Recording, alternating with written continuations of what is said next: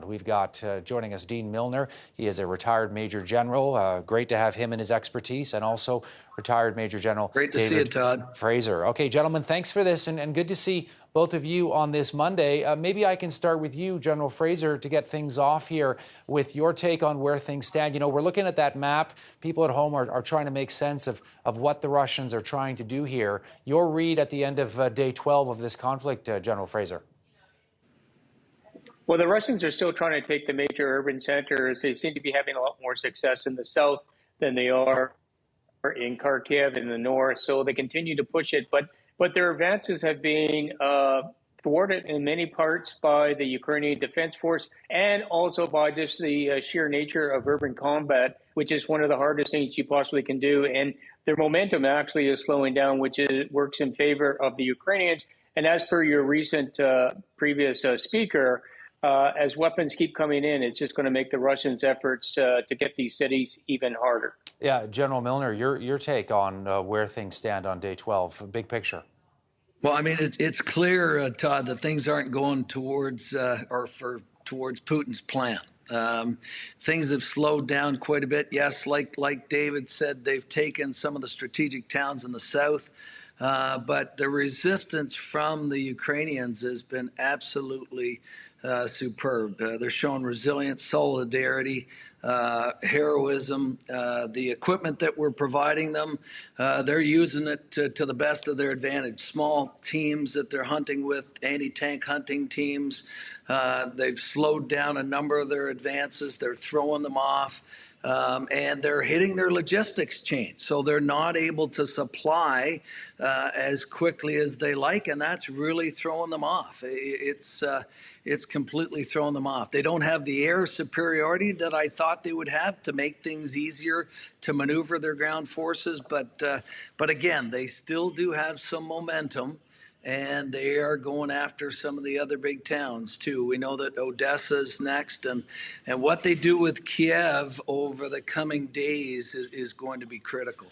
Let's talk about the massive airlift that's going on. The two of you are following this closely, I know, on the part of NATO, of Canada included, the United States, European allies, just shipping huge amounts of weapons. These are, Javelin missiles and Stingers and anti-tank weapons and you name it, sniper rifles, body armor, helmets, and on it goes. General Fraser, that's going through Poland primarily. How long before the Russians try to stop that? I mean, those weapons are being used basically to kill Russian soldiers. And that's going to be the key question: is when do the Russians say enough is enough? To interdict that back door into the fighting areas. When are they going to put in their airborne, their missiles, their special forces to stop that? When is enough enough? Because we already heard that MiG-29s may be a bridge too far. Pardon the pun, for the Russians to accept aircraft going in there. And again, this just could lead into escalation and a confrontation with NATO if the Russians start using this as part of the propaganda. So we've got to be really careful about where does this become too much. Unprecedented, $1 billion, 20,000 weapons. But it's also indicative of just how crucial the situation logistically is for the Ukrainians, that they keep asking for all of this as the Russians are retreating and going through those Ukrainian stocks. We just want to show our viewers the map, gentlemen, as we're talking to you, just so people understand what we're talking about. Poland, of course, a member of NATO, member of the European Union. So is Slovakia, Hungary, Romania. And most of those weapons are coming in. They're being flown, airlifted into Poland, and then across the border into western Ukraine here, Lviv, and then being transported eastward toward the fronts. And as you can see, there are a lot of fronts. The key is always, can you get them to the people who need them in time to make any difference on the ground?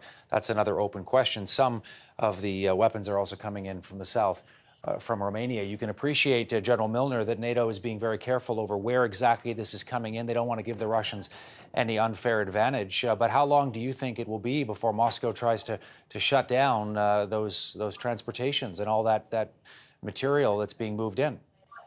It's a great question, Todd, and I think strategically it was a huge mistake of the Russians to begin with. Sorting out the strategic towns in the south, they've done fairly well there. But the bottom line is we're able to push in all of these capabilities, all of these weapons, supplies without any problems. But it is a huge country, and we have to remember that. A large number of urban centers, they're struggling with the amount of urban centers. They're not bypassed. As a matter of fact, they're getting tied down in a number of these urban centers. But it's not going to be long, as David says, before they start reaching west. They've got to somehow figure out how to block these supply lines that are making it that much easier for the Ukrainians. But again, that's not going to be easy. That is going to be a difficult task because they don't have air superiority. But there's no doubt in my mind it won't be long before they start trying to cut off some of these supply lines coming in from the west. Yeah, and as both of you know so well, I mean, quote unquote, controlling a city or a major urban center is very different, from holding it as well, and the amount of troops you've got to commit to actually holding some of these places that the Russians appear to have taken, so to speak. Back to you, General Fraser, and both of you are talking about those MiG-29s and the idea of Poland sending part of its air assets to Ukraine to help, and whether that might cross a red line for the Russians. Ongoing conversations, no doubt. The Polish are a little concerned about actually doing that. Your take on what it would actually mean, General Fraser?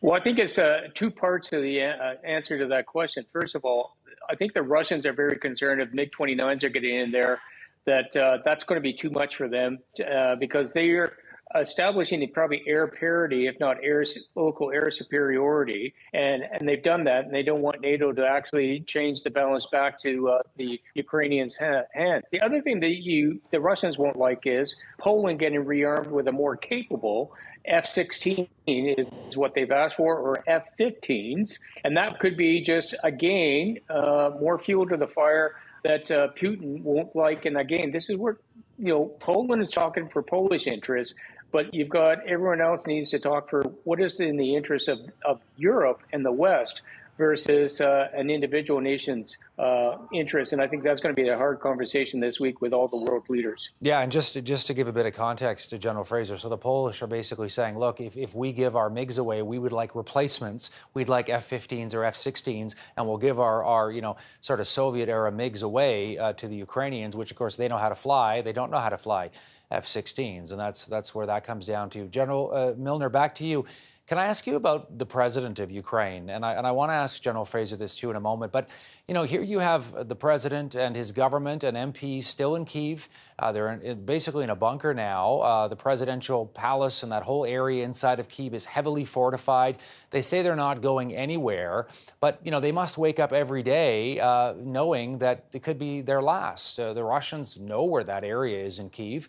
And how long do you think it will be before the Ukrainian government is specifically targeted?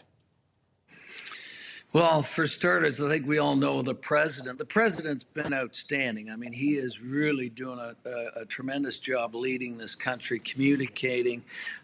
He's setting the example. He had the opportunity to depart. He's, I think, 3 assassination attempts at least.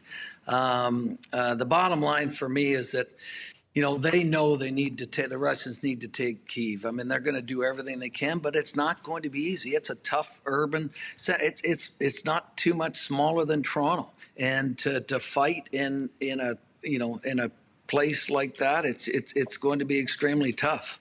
And but I think it's going to be a big focus for them over the next coming 3-4 days. Yeah. Last word to you, General Fraser, just on that. And obviously, the president has been really galvanizing his own people and the troops, and he's become a hero to a lot of people in the Western world for standing up to Vladimir Putin. But realistically, I mean, at one point, the Russians must realize that he is obviously a danger to their narrative they're pushing, and they would like to either capture him or eliminate him, so to speak, to be blunt. Yeah, exactly. I mean, Zelensky has become the spirit of the defense against the Russians. And Zelensky, by standing and fighting with words and giving direction to the Ukrainian defense forces, he's mobilized the entire nation. He's mobilized the world. But what he has done, though, is he has to stay now in Kiev. He cannot leave Kiev because then that demonstrates that it's getting worse. And so what Zelensky's doing in his bunker is standing, last man standing. And what the Russians are going to have to do is they're going to have to take him out. either cut him off the airways so nobody can hear him, or even worse. But Zelensky has become the flag that everybody is rallying around, and it's Kiev, and the guy is not going to leave. He's going to stay there until he either wins or something worse happens. Major Generals David Fraser and Dean Milner joining us today with their analysis on day 12 of this conflict. Gentlemen, it is wonderful to tap into your expertise and your insights and your experience. Thank you once again from us at CTV. Thank you very much, Todd.